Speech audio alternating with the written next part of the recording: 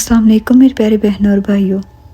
آج کی تاریخ میں جادو وہ بدترین حقیقت بن چکا ہے جسے ایک دوسرے سے چھپائے ہر دوسرا انسان کرواتا پھر رہا ہے۔ زیادہ تر اس عمل میں آج کی خواتین شامل ہیں جو شوہر کو قابو کرنے، ساس سسر یا بہو کو نقصان پہنچانے یا میاں بیوی میں جدائی ڈلوانے کے لیے یہ کروا رہی ہیں۔ آج کے دور میں لوگوں کے ایمان اس قدر کمزور ہو چکے ہیں کہ کسی کو ذرا سی خوشی میں دیکھ کر ہم حسد میں مبتلا ہو جاتے ہیں اور پھر اس پر جادو تعویذ کروانے نکل پڑتے ہیں کہ یہ ہم سے زیادہ خوش کیسے ہے، ایسے جیسے اللہ کو جان نہیں دینی ہم نے۔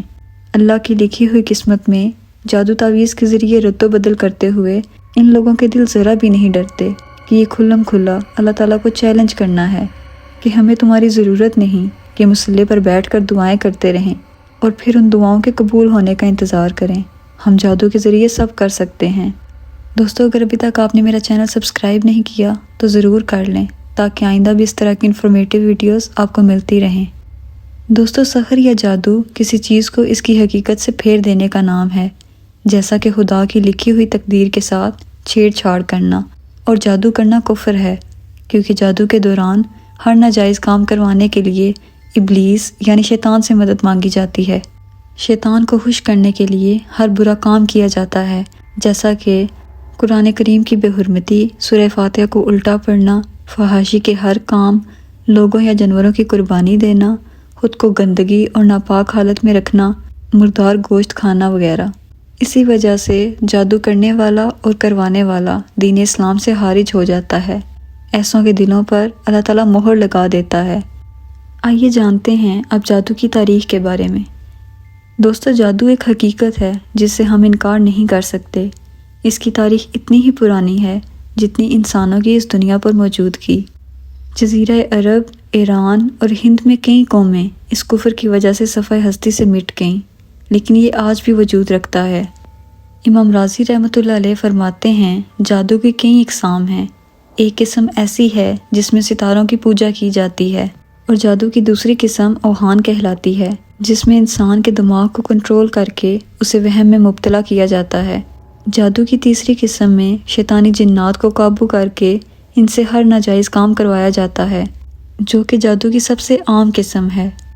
دوستو، جادو اس دنیا میں کب سے وجود رکھتا ہے؟ اس کے لیے پہلے ہمیں اس دنیا میں شیاطین اور ابلیس کی موجودگی کے بارے میں جاننا ہوگا، کیونکہ جادو میں انہی سے تو مدد مانگی جاتی ہے۔ عجائب القصص میں بیان ہے کہ اللہ تعالیٰ نے جب تخلیق کا ارادہ فرمایا تو ایک بہت بڑی آگ کو جلایا جس کے شعلوں کی اونچائی کی کوئی حد نہ تھی۔ پھر اس آگ کے نور سے فرشتوں کو پیدا فرمایا، جبکہ اوپر اڑتے شعلوں سے جنات کو پیدا کیا۔ سب سے پہلے جو جن پیدا ہوا اس کا نام مارس تھا۔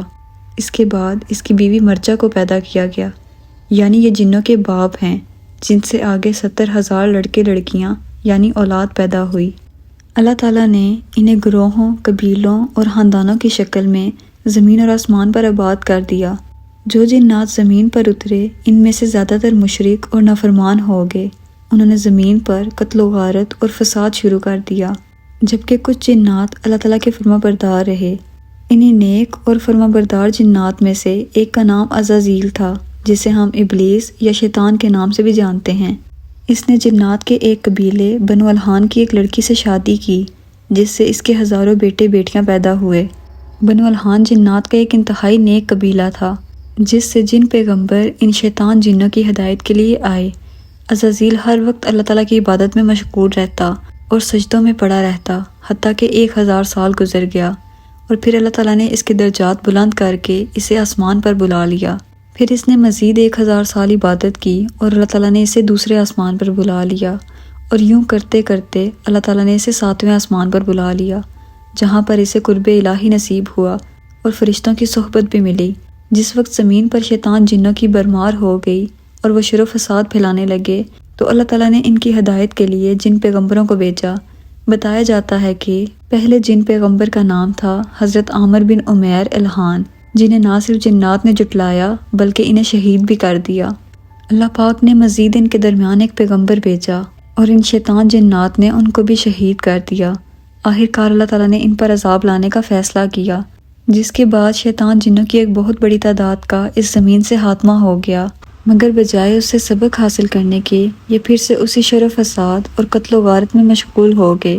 لہٰذا اس بار عزازیل کو فرشتوں کی فوج کے ساتھ زمین پر بھیجا گیا، جنہوں نے ان شیطان جنات سے جنگ کی اور ان کی ایک بہت بڑی تعداد کو قتل کر دیا، اور جو جنات بچ گئے انہوں نے اللہ تعالیٰ کی اطاعت قبول کر لی۔ جب تمام شیطان جنات اس زمین سے ختم ہو گئے، اس وقت اللہ تعالیٰ نے حضرت آدم علیہ السلام کی پیدائش کا ارادہ فرمایا اور فرشتوں سے کہا کہ میں زمین پر اپنا خلیفہ بنانے والا ہوں۔ فرشتوں نے سوال کیا کہ اے اللہ تعالیٰ، کیا تو پھر سے ایک ایسی مخلوق کو پیدا کرنے والا ہے بالکل اس سے پہلے والی مخلوق کی طرح جس نے زمین پہ قتل کیا اور شر و فساد پھیلایا؟ اللہ تعالیٰ نے فرمایا، میں وہ باتیں جانتا ہوں جو تم نہیں جانتے۔ حضرت آدم علیہ السلام کی تخلیق کے بعد جب عزازیل نے اللہ تعالیٰ کے حکم کے باوجود حضرت آدم کو سجدہ کرنے سے انکار کیا تو اسے بارگاہ الہی سے اپنے تکبر کی بنا پر ذلیل کر کے نکال دیا گیا اور تب اسے شیطان کا نام دیا گیا۔ زمین پر موجود جنات نے جب اپنے درمیان سب سے بزرگ اور علم رکھنے والے جن کو دیکھا یعنی شیطان کو دیکھا تو اس کے ارد گرد جمع ہو گئے اور اس کی اطاعت کرنے لگے، جبکہ نیک جنات اللہ تعالیٰ کی ہی اطاعت کرتے رہے جیسے وہ پہلے کر رہے تھے۔ شیطان چونکہ انسانیت کو گمراہ کرنا چاہتا ہے، لہٰذا اس نے حضرت آدم علیہ السلام کے نافرمان بیٹے قابیل کی نسل کو شیطانی جنات کو قابو کر کے غیب کا حال جاننے کے لیے لوگوں کی فصلوں اور مویشیوں کو تباہ کرنے، نقصان پہنچانے، بیماریاں پھیلانے، نفسیاتی خواہش کو پورا کرنے کے لیے طریقے سکھانا شروع کر دیے تاکہ اس سے شر و فساد پھیل سکے۔ آج بھی آپ جانتے ہیں کہ یہ جادوگر لوگ جنات کو قبضے میں کرتے ہیں اور ان سے ہر برا اور غلط کام کرواتے ہیں، چاہے وہ کسی بھی حد تک ہو۔ مرنے سے پہلے یہ ان شیطانی جنات کو اپنی اولاد میں تقسیم کر جاتے ہیں اور اسی طرح یہ سلسلہ کئی ہزار سالوں سے چلتا آ رہا ہے۔ حضرت ابراہیم علیہ السلام کی قوم بھی ستاروں کو پوجا کرتی تھی، جس سے آپ نے انہیں منع فرمایا، مگر وہ باز نہ آئے۔ آپ کے پوتے حضرت یعقوب علیہ السلام اللہ کے ایک عظیم پیغمبر تھے۔ آپ کا لقب اسرائیل تھا، اس لیے آپ کی نسل کو بنی اسرائیل کہا جاتا ہے، جو موجودہ فلسطین کے علاقے میں آباد تھے۔ جب بنی اسرائیل حضرت یوسف علیہ السلام کے بلانے پر مصر جا کر آباد ہوئے تو یہ قوم جادو یا سفلی علم نامی کسی بھی چیز سے ناواقف تھی، لیکن مصر ان دنوں جادو میں اپنے عروج کمال پر تھا، کیونکہ یہاں لوگ جادو کے ذریعے ہر ناممکن کام کو سر انجام دیا کرتے تھے۔ اس وقت کے ایک جادوگر کا ذکر قرآن کریم میں سامری جادوگر کے نام سے بھی ہے، جو حضرت موسیٰ علیہ السلام سے مقابلے کے لیے ان کے سامنے آیا تھا۔ جب فرعون مصر نے بنی اسرائیل پر ظلم کی انتہا کر دی، تب اللہ تعالیٰ نے حضرت موسیٰ علیہ السلام کو حکم دیا کہ وہ بنی اسرائیل کو لے کر دوبارہ فلسطین جا کر آباد ہو جائیں۔ لہٰذا حضرت موسیٰ علیہ السلام اپنی قوم کو فرعون مصر سے نجات دلوا کر واپس فلسطین لے آئے۔ بنی اسرائیل مصر سے اپنے ساتھ غرور و تکبر اور ہر طرح کا جادو کا علم لائے تھے، اور جادو میں وہ مصر کے جادوگروں سے بھی زیادہ مہارت حاصل کر چکے تھے۔ بس یہ قوم سرکش اور نافرمان ہو گئی اور جادو کے ذریعے ایک دوسرے کو نقصان پہنچانے لگے، یہاں تک کہ حضرت داؤد علیہ السلام اور حضرت سلیمان علیہ السلام ان میں نبی بنا کر بھیجے گئے۔ اللہ تعالیٰ نے حضرت سلیمان علیہ السلام کو ایک عظیم الشان سلطنت کے علاوہ جنات پہ حکمرانی بھی عطا فرمائی تھی۔ آپ کی حکمرانی کے دوران اللہ تعالیٰ نے عراق کے شہر بابل میں 2 فرشتوں ہاروت و ماروت کو انسانی شکل میں جادو کا علم دے کر بھیجا تاکہ لوگوں کو آزمائش میں ڈال سکیں۔ اس کا ذکر قرآن پاک میں کچھ یوں ہے، اور وہ یعنی بنی اسرائیل حضرت سلیمان علیہ السلام کے دور سلطنت میں اس چیز کے پیچھے لگ گئے جو شیطان پڑھا کرتے تھے، یعنی جادو سیکھنے لگے۔ سلیمان علیہ السلام نے کفر نہیں کیا تھا، یعنی یہ سب وہ جادو سے نہیں کرتے تھے بلکہ انہیں اللہ تعالیٰ کی طرف سے عطا کرتا تھا۔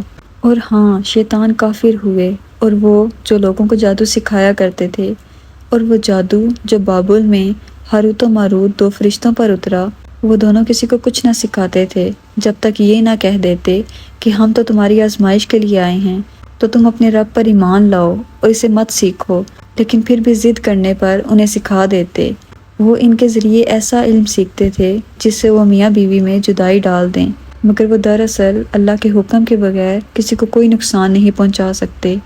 یہ لوگ وہ سیکھتے ہیں جو انہیں نقصان دے گا اور کوئی نفع نہیں پہنچائے گا۔ جس نے یہ جادو سیکھا، اس کا آخرت میں کچھ حصہ نہیں ہے، اور یہ بہت ہی بری چیز ہے۔ جس کے بدلے وہ اپنے آپ کو فروخت کر رہے ہیں۔ کاش کہ یہ جانتے ہوتے۔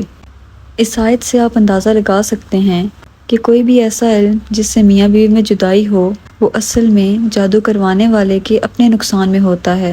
جب تک اللہ نہ چاہے انسان کسی کا کچھ نہیں بگاڑ سکتا۔ میاں بیوی میں طلاق کروانے والے خود اپنی طلاق کروا کے بیٹھ جاتے ہیں، اور یہ صرف دنیاوی ذلت ہوتی ہے۔ آخرت کی ذلت تو ابھی باقی ہے ایسے لوگوں کے لیے۔ حضرت سلیمان علیہ السلام نے جب یہ دیکھا تو بنی اسرائیل کے جادو کی تمام کتابیں ایک صندوق میں ڈلوا کر اسے اپنے تخت کے نیچے دفن کر دیا، جہاں اگر کوئی بھی جن انہیں باہر نکالنے کی کوشش کرتا تو حضرت سلیمان علیہ السلام اسے موقع پر مار دیتے، اور یوں بنی اسرائیل قوم وقتی طور پر اس سے باز آ گئی۔ پھر ایک مرتبہ شیطان نے اس قوم کے پاس آ کر انہیں کہا کہ کیا تم جانتے ہو کہ سلیمان کے پاس جنات پر قبضہ کس طرح سے ہوا اور ان کا دوسری روحانی طاقتوں پر کنٹرول کا راز کیا ہے؟ میں تمہیں بتاتا ہوں، وہ یہ سب کچھ جادو سے کرتے ہیں۔ اگر تمہیں میری بات پر یقین نہیں تو خود جا کر ان کے تخت کے نیچے جادو کی کتابیں دیکھ لو۔ اگر میں جھوٹا ہوا تو بے شک مجھے مار دینا، تم بھی یہ جادو سیکھ کر ایسی طاقتیں حاصل کر لو گے۔ سو بنی اسرائیل اس انسان نما شیطان کے بہکاوے میں آ گئے، اور حضرت سلیمان علیہ السلام کی وفات کے بعد جب تخت کے نیچے کھدائی کی گئی تو واقعاً وہاں سے جادو کی کتابیں برآمد ہوئیں۔ لہٰذا بنی اسرائیل نے جادو کو روحانیت اور دینی علم سمجھ کر سیکھنا شروع کر دیا، اور پھر یہ لوگ ہاروت و ماروت سے بھی جادو کا علم سیکھنے کے لیے روانہ ہوئے۔ ہاروت و ماروت فرشتوں نے انہیں ڈرایا کہ ہم تمہاری آزمائش کے لیے اتارے گئے ہیں، یہ جادو سیکھنا کفر ہے، مگر انہوں نے ضد کی اور جادو سیکھ لیا۔ بنی اسرائیل نے جادو کی کتابوں کو ہیکل سلیمانی میں مقدس کتابوں کا درجہ دے کر رکھ دیا، لہٰذا اس قوم پر اللہ کا عذاب نازل ہوا اور 2 مرتبہ ہیکل سلیمانی تباہ ہوا۔ پہلا حملہ بخت نصر اور دوسرا حملہ ٹائٹس نامی بادشاہ نے کیا۔ یہودیوں کو اس دوران بے شمار قتل کیا گیا، اور یوں بچ جانے والے یہودی ساری زمین پر ہجرت کر کے پھیل گئے۔ جادو کی تمام کتابیں ہیکل سلیمانی کے نیچے ہی دب گئیں۔ 1118 میں انہی یہودیوں نے یروشلم میں ایک جنگجو تنظیم نائٹ ٹیمپلرز کی بنیاد رکھی۔ اس تنظیم کا مقصد بظاہر دوران سفر عیسائیوں کو تحفظ فراہم کرنا تھا، لیکن در حقیقت ان کا مقصد ہیکل سلیمانی کے ملبے تلے موجود ان جادوئی کتابوں کو تلاش کرنا تھا۔ اس کا پتہ اس وقت چلا جب 1860 میں برطانوی فوج کے 2 انجینئرز نے حرم شریف کے نیچے سروے کی غرض سے کھدائی کی تو وہاں انہیں سرنگوں کا ایک بہت بڑا جال نظر آیا، جو ان نائٹ ٹیمپلرز یہودیوں نے کھدائی کے لیے جان بوجھ کر بنایا تھا تاکہ ہیکل سلیمانی کے کھنڈرات سے وہ نایاب جادو کی کتابیں نکال سکیں، جنہیں وہ حاصل کرنے میں کامیاب ہو گئے، اور ان سرنگوں کو اسی طرح چھوڑ دیا۔ انہی کتابوں سے یہ لوگ آج بھی لوگوں کو گمراہ کرتے ہیں اور اپنے تمام ناجائز مقاصد پورے کرتے ہیں۔ آج کے جدید دور میں بھی جادو کو فیشن کے طور پر دکھا کر دنیا کے مختلف شوز میں پروموٹ کیا جا رہا ہے تاکہ لوگ اسے سیکھیں اور شرک کرنے لگیں۔ خدارا ان چالوں کو سمجھیں اور جتنا ممکن ہو اس چیز سے خود کو بچائیں۔ دجال بھی لوگوں سے یہی دعویٰ کرے گا کہ میں خدا ہوں، اور پھر جادو کے ذریعے لوگوں کے مردہ ماں باپ کو زندہ کر کے دکھائے گا، جبکہ وہ جو انسان کے ماں باپ کی شکل میں اس کے سامنے آئیں گے وہ اصل میں شیطانی جنات ہوں گے۔ سورہ فلق میں اللہ تعالیٰ ارشاد فرماتے ہیں کہ آپ کہہ دیجئے کہ میں صبح کے رب کی پناہ مانگتا ہوں اندھیری رات کے شر سے جب اس کا اندھیرا پھیل جائے، اور گرہ لگا کر پھونکنے والیوں کے شر سے، اور حسد کرنے والی برائی سے بھی جب وہ حسد کرنے لگے۔ اس سورہ مبارکہ میں جادو کرنے والیوں یعنی گرہ لگا کر پھونکنے والی عورتوں کا ذکر موجود ہے، جن سے بچنے اور اللہ کی پناہ مانگنے کا حکم دیا گیا ہے۔ ایک حدیث میں ملتا ہے کہ دجال کی پیروکار سب سے زیادہ عورتیں ہوں گی۔ یہ حدیث سن کر ذہن میں سوال آتا ہے کہ عورتیں ہی کیوں زیادہ ہوں گی؟ تو اس کا جواب اس سورہ میں اللہ پاک نے ہمیں دے دیا ہے کہ عورتیں ہی ہیں جو زیادہ جادو کرتی اور کرواتی ہیں، عورتیں ہی ہیں جو کسی کی خوشی سے حسد کرتی ہیں، اس لیے اللہ نے ایسی عورتوں سے اپنی پناہ مانگنے کا حکم دیا ہے۔ اگر آپ ایک عورت ہیں اور جادو جیسے کفر آمیز کام میں پڑی ہوئی ہیں اور اس وقت یہ ویڈیو سن رہی ہیں تو اللہ تعالیٰ شاید آپ کو ایک موقع دے رہا ہے کہ اس سے باز آ جائیں، اس سے بخشش طلب کریں، وہ معاف کرنے والا مہربان ہے۔ اللہ تعالیٰ ہم سب کی ایسیوں سے حفاظت فرمائے اور اپنی پناہ میں رکھے، آمین۔ مجھے دعاؤں میں یاد رکھیے گا۔ ملتے ہیں اگلی ویڈیو میں۔ اللہ حافظ۔